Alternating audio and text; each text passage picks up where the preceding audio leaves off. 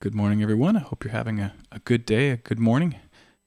Sorry I'm a little bit late. Yesterday was a doozy of a day for me, and I'm just behind schedule. Um, but I want to talk a little bit about today's reading, which was Joshua chapters 1, 2, and 3, and Proverbs 8.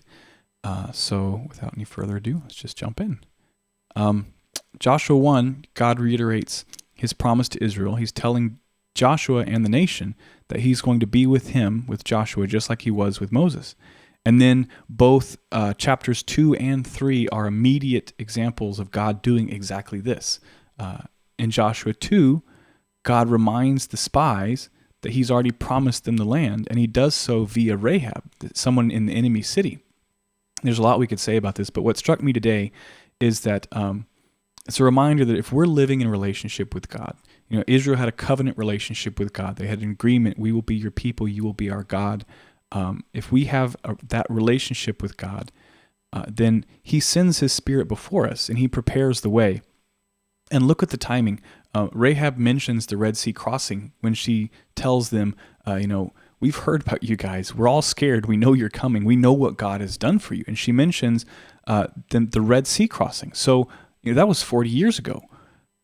So while Israel has been wandering in the wilderness because they were too scared to trust God and just move forward into the promised land, the people of Jericho had already heard about what God had done, and they were already afraid.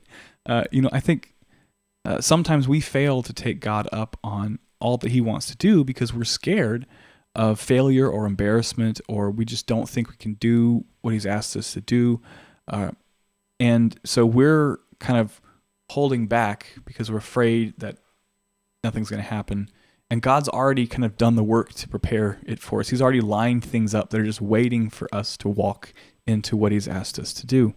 The Israelites, their conquering of Jericho, which we'll read here in a couple of days, that wasn't it wasn't anything they did. It wasn't a conventional fight. They didn't do any conventional fighting. God did all the work for Jericho. So I think sometimes we do that too. We feel like we're going to have to do all the work. We're going to have to figure everything out.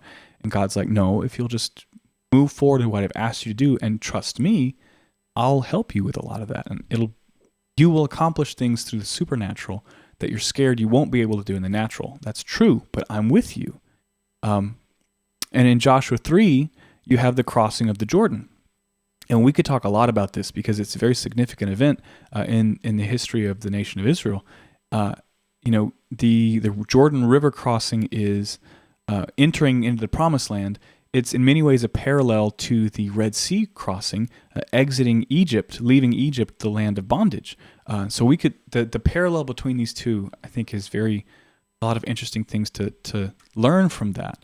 But what struck me today is how personal this must have been for Joshua, because at the end of chapter 1, we see Joshua taking the reins of leadership. He's giving his first instructions as the leader to the nation. And specifically, we see him following up on a situation that Moses had to deal with. There were some tribes that they wanted to settle on the other side of the Jordan River, not into the promised land, but before they got there, because it was good for the kind of things they wanted to do. They wanted to raise, if I remember correctly, they wanted to raise cattle, and this was good land for that. And they wanted to settle there. And Moses had agreed, but with the caveat that they still had to go with the nation and help fulfill God's promise to drive out the inhabitants of the land and secure the land for all of their brothers and the rest of the nation. And then once the work had been done, then they could go and settle their land. They could leave their families there, but the men had to come and help. And so Joshua was following up on that situation, and it ends up being not a problem at all, but this could have been a big deal, right? The new leader, these men are being asked to go and potentially risk their lives to help the rest of their country, and of course that's the right thing to do, but this would have been the time for there to be dissension if it was going to happen. But there isn't. The leaders of those tribes tell Joshua, we will obey you just like we obeyed Moses. We'll go fight with you to the death. Not a problem. Just make sure that God is with you the same way he was with Moses. So, that's got to be in the back of Joshua's mind. And then in chapter 2, God, because God tells Joshua, and Joshua tells the people, God is still with us, just like he was with Moses. But of course Joshua's going to say that. But then you hear it from the enemies. We're scared because we know God is with you, and the whole city is just waiting for you to come and take us down because God is with you. So God reminds them through the mouth of their enemies of his promises. Okay, so that's not Joshua. Joshua couldn't have done that. God is clearly doing something. And then chapter 3, you have another supernatural water crossing.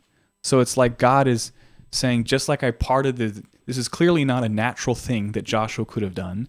Just like I parted the Red Sea for Moses at the beginning of your journey with him, I'm now parting the Jordan River under the leadership of Joshua at the beginning of your journey under his leadership.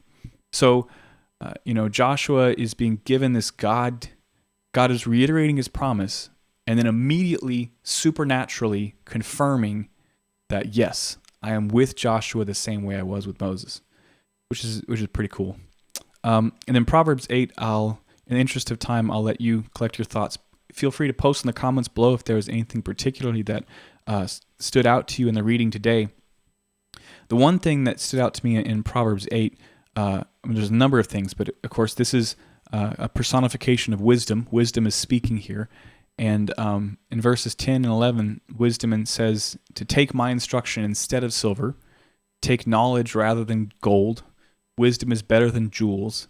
And no matter what you desire, it can't be compared to wisdom. Wisdom is more valuable.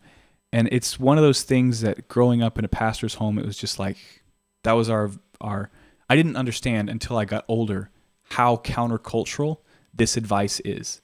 That wisdom is more important than riches. Because in the world, intelligence, knowledge, wisdom are usually means to an end. The goal is being wealthy and powerful. Even if it's not to rule over people, it's at least to have financial security, to be able to be the master of my own destiny, without having to worry about, if I had enough money, I wouldn't have to worry about X, Y, Z. Whereas we're instructed here that wisdom is more valuable than being rich. It's better to be poor and wise than rich and foolish. And I don't know that our world would agree with that point of view. I think they would agree quite the opposite. So anyways, great readings today. Glad you jumped into the Word of God with me. I hope y'all have a wonderful day, and we'll talk to you tomorrow.